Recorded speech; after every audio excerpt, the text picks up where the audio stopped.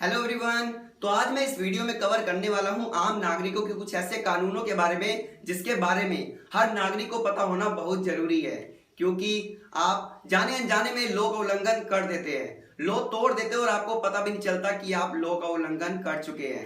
और उसी के साथ साथ कुछ लॉ से रिलेटेड कुछ बेसिक सेक्शंस के बारे में जो इन फ्यूचर आपकी हेल्प करेंगे। तो चलो इसी के साथ स्टार्ट करते हैं और मैं मिलता हूं आपसे वीडियो के एंड में। Number first, CrPC section 46 sub section 4 के तहत किसी भी महिला को सूरज छिपने के बाद और सूरज निकलने से पहले गिरफ्तार नहीं किया जाएगा।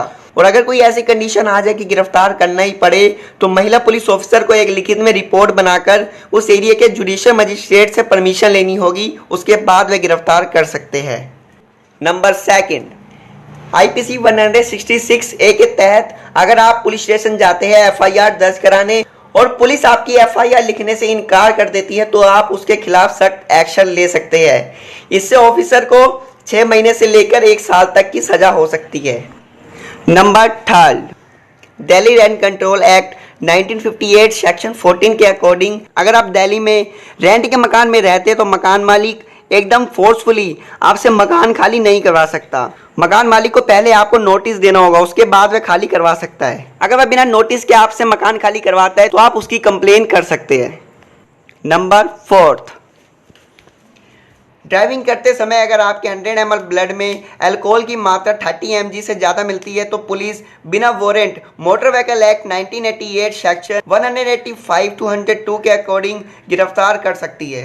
नंबर 5, एयरक्राफ्ट एक्ट 1934 सेक्शन 11 के अकॉर्डिंग पतंग, गुब्बारा, फ्लाइंग मशीन, एरोप्लेन या और कोई एयरक्राफ्ट एक्टिविटी करने से पहले आपको लाइसेंस लेना होगा। बिना लाइसेंस कोई भी एयरक्राफ्ट एक्टिविटी करना जिससे किसी की प्रॉपर्टी, वाटर, एयर को नुकसान होता है तो आपको 2 साल तक की सजा और 10 लाख तक का जुर्माना भरना पड़ सकता है। इसलिए नेक्स्ट टाइम जब भी आप पतंग, गुब्बारा या कोई भी एयरक्राफ्ट एक्टिविटी करते हैं तो ध्यान रखिए पुलिस आपको अरेस्ट ना कर ले।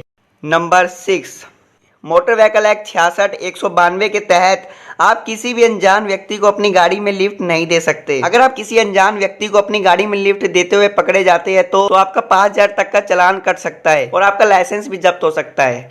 ऐसे ही एक केस हुआ मुंबई के नितिन के साथ।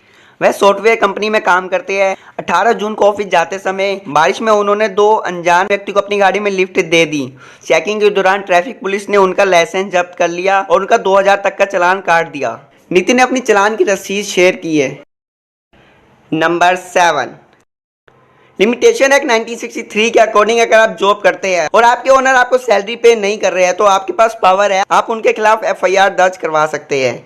बट 3 साल के अंदर इन 3 साल के अंदर आपको एफआईआर दर्ज करवानी होगी। अगर आप 3 साल के बाद एफआईआर दर्ज करवाते हैं तो आपकी एफआईआर वैलिड नहीं मानी जाएगी। आईपीसी सेक्शन 294 के अकॉर्डिंग अगर कोई व्यक्ति किसी पब्लिक प्लेस में या उसके आसपास कोई भी अश्लील काम करता है या कोई गलत शब्द का प्रयोग करता है तो उसे आईपीसी सेक्शन 294 के अकॉर्डिंग 1 महीने से लेकर 3 महीने तक की सजा या फाइन या दोनों का दंड दिया जा सकता है। नंबर 9, अगर कोई महिला या पुरुष जिनकी शादी हिंदू मैरिज एक्ट 1955 के अकॉर्डिंग हुई है, अगर वो अपने जीवन साथी के जीते जी बिना डिवोर्स किए दूसरी शादी करते हैं तो उनकी शादी हिंदू मैरिज एक्ट के अनुसार मान्य नहीं मानी जाएगी और आईपीसी के सेक्शन 494 और 495 के तहत पनिशमेंट से भी लाइबल माने जाएंगे। आईपीसी के सेक्शन 494 के तहत अगर कोई पर्सन अपने जीवन साथी के जीवित रहते हुए बिना डिवोर्स के दूसरी शादी करता है तो उसे 7 साल तक की जेल और फाइन से भी पनिश किया जाएगा। और आईपीसी के सेक्शन 495 के तहत अगर कोई पर्सन अपने जीवन साथी के जीवित रहते हुए बिना डिवोर्स के दूसरी शादी करता है, अपने जीवन साथी से छुपाकर उसे धोखे में रखकर या उसे बताए बिना, तो उस पर्सन को 10 साल तक की जेल और फाइन से भी पनिश किया जाएगा। नंबर 10, अगर कोई हस्बैंड और वाइफ जिनकी शादी हिंदू मैरिज एक्ट 1955 के अकॉर्डिंग हुई है, अगर वो बिना डिवोर्स किए अपनी मर्जी से अलग अलग रहना चाहते हैं तो Hindu marriage act section 10 judicial separation के तहत अलग अलग रह सकते हैं, जिसमें कोर्ट द्वारा ऑर्डर पास किया जाता है। इसे करना इसलिए ज़रूरी होता है क्योंकि अगर हस्बैंड या वाइफ की साइड से सेपरेशन के दौरान कोई प्रॉब्लम आती है तो कोर्ट को जानकारी रहेगी। तो ये थी आज की हमारी वीडियो।